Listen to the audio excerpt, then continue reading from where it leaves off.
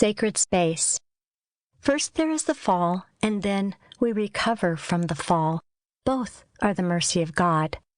Lady Julian of Norwich. My previous client had just left my office, allowing a short window of time for me to write a few case notes. A new client sat in the waiting room a few feet beyond the closed door. The counseling office has been like sacred space to me. I took time to equip it with a gurgling fountain, lighted candle, and soft Indian flute music. The atmosphere always reminds me of the work I felt called to do as a mental health therapist. It's holy ground because it's emotionally safe space for my clients to be brave and real. But the time in between that client and the next didn't feel so sacred. The hospital number showed up on my phone and I answered. "This is Judy." "Mrs. Herman, this is Dr. Morgan." "Oh, thank you for calling, doctor." I'd been calling the nurse's station between my sessions. Although relieved my husband was in the hospital getting the care he needed, I was on edge. Every hour with a client was a gift of disconnect from the terrifying fear of the last 5 days. I switched mental zones to face the reality of my situation. "I just saw your husband," the doctor said. "This is going to be a hard case." Wait, I didn't expect this. Since Joe had gone to the hospital, I was confident he'd be zapped into reality. He was finally getting around-the-clock psychiatric care. Couldn't he take the right medication, get the sleep he needed, and refresh his brain? My Joe would come back, the man who adored me and danced with me and partnered with me.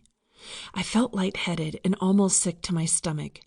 My ability to create a peaceful environment instead became a place of raw despair. I reached for a pen and notepad and settled on the couch. This was supposed to be sacred space for my clients. Instead, I was the one who needed to be brave and real. I listened to the doctor. "I'm sorry to say that your husband is refusing all medications. He believes they're poison." "Oh." Silence held my warm tears. "I'm sorry. This is the first time I met your husband. We had a good connection." I took a deep breath. He tried to make the situation lighter. "Your husband said he knew 30 times more than I did about psychiatric medications." We chuckled.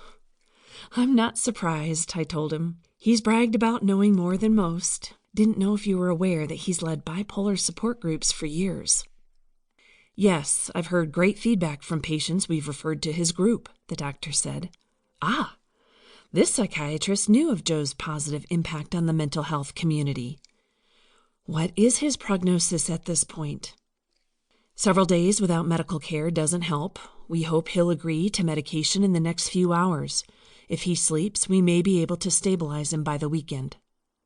The doctor waits for my response. "What happens if he keeps refusing?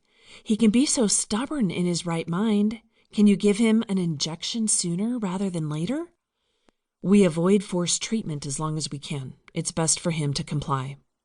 "It's been over 5 days now. Won't he get worse?" I heard my voice getting louder. "It's true, the longer he's psychotic, the more challenging his recovery. Again, it will be better overall if he agrees. We'll need to wait." "What if he doesn't?" "The only way we could force treatment is to present his case before a judge. He would be assigned an attorney to represent him, but let's not worry about that now. We'll take it a step at a time." I couldn't speak, nor could I believe what I had just heard. None of the breathing techniques I taught others worked for me. I jotted notes with a shaky hand but could barely comprehend anymore. The doctor asked if I had support and encouraged me to take care of myself. He would give me an update tomorrow. My thoughts raced, and I reached into my desk drawer for my powder compact to freshen my red-hot face. Weeks before, I had noticed Joe's heightened energy and religious awareness. I thought it was a spiritual awakening. To keep listening to this audiobook, I've left you a link in the description so you can do it, at no cost thanks to Audible's 30-day free trial.